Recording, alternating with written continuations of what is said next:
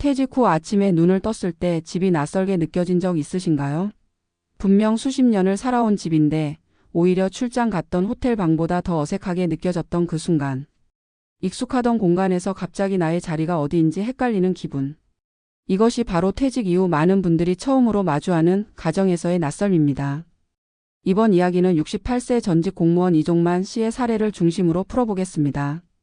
그는 35년간 지방자치단체에서 일하며 성실하게 공직 생활을 마쳤습니다. 늘 새벽같이 출근하고 늦은 저녁에야 귀가하던 생활. 명절이나 휴가 외에는 가족과 하루 종일 함께한 날이 손에 꼽힐 정도였다고 합니다. 그렇게 시간은 흘렀고 정년퇴직을 맞이하던 날 그는 복잡한 마음을 안고 집으로 돌아왔습니다. 처음 며칠은 마치 긴 휴가를 받은 것 같았다고 합니다. 늦잠을 자고 TV를 보고 라디오를 들으며 느긋하게 커피를 마시던 시간. 하지만 문제는 그 다음부터였습니다.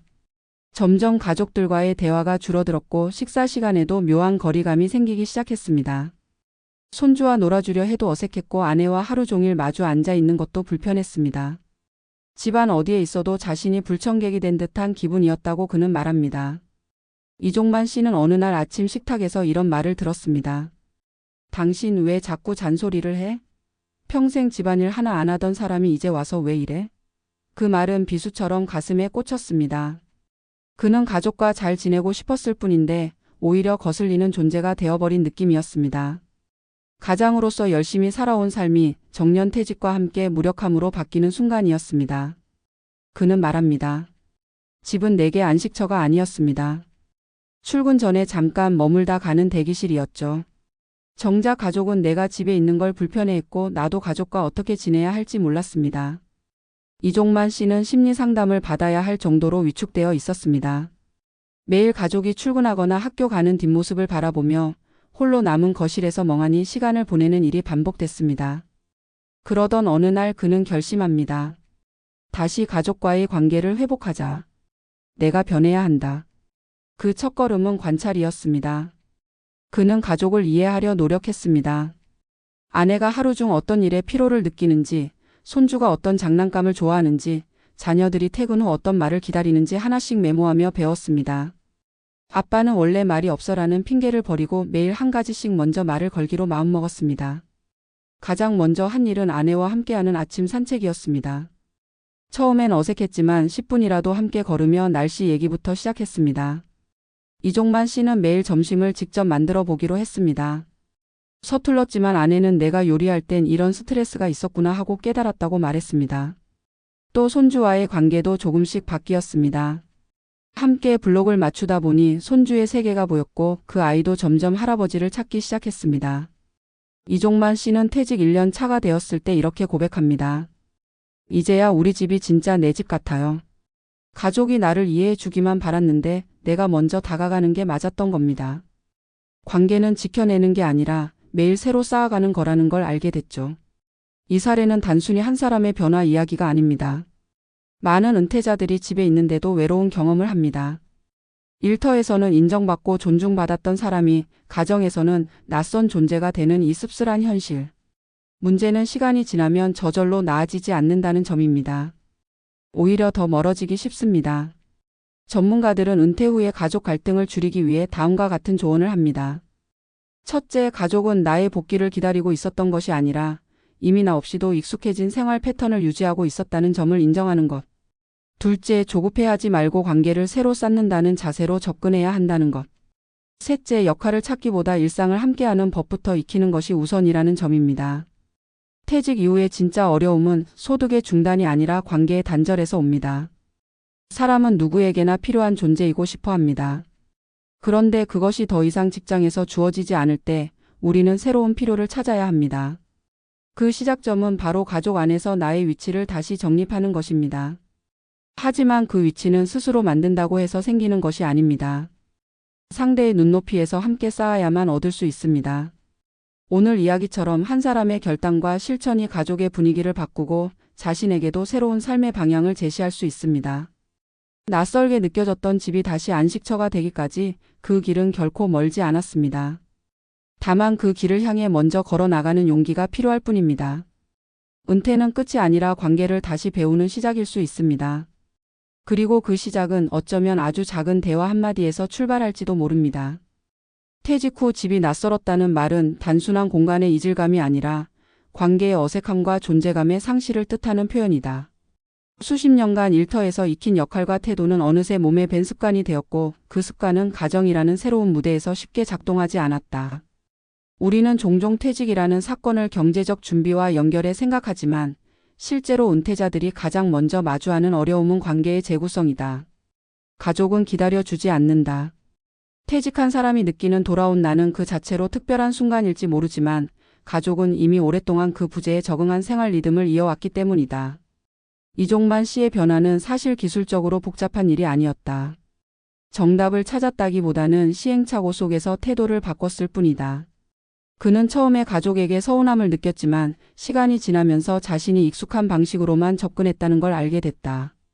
일터에서 부하 직원에게 하던 말투, 지시하듯 이야기하던 습관, 감정보다는 정보로만 대화하던 방식이 가족에게는 부담으로 다가갔다.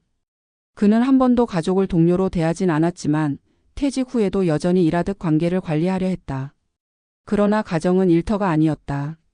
가족은 성과를 요구하지 않고 보고를 기다리지 않으며 정해진 목표를 향해 움직이는 조직도 아니었다. 그는 이 사실을 깨닫기까지 여러 번 마음의 실패를 겪어야 했다. 어느 날 그는 자신이 아침마다 뉴스를 켜놓고 시사평론을 늘어놓는 것을 멈췄다. 아내는 그 시간이 부담스러웠고 손주는 그 시간에 만화를 보고 싶어 했다. 그는 리모컨을 내려놓고 손주와 함께 애니메이션을 보기 시작했다. 처음엔 무의미한 시간처럼 느껴졌지만 그 시간이 쌓이며 아이가 먼저 말을 걸어오고 이야기가 길어지며 정서적 유대가 생기기 시작했다. 아내와의 관계도 마찬가지였다. 함께 밥을 먹는 일은 일상의 반복이었지만 그는 그 시간을 대화의 기회로 바꾸기로 마음먹었다. 뭐 먹을래? 에서 시작된 말이 오늘은 어떤 하루였어? 로 바뀌었고 그렇게 조금씩 부부 사이에 오갔던 말이 서로를 이해하는 다리가 되었다. 관계를 회복하는 데 있어 가장 중요한 것은 존재 인정이다.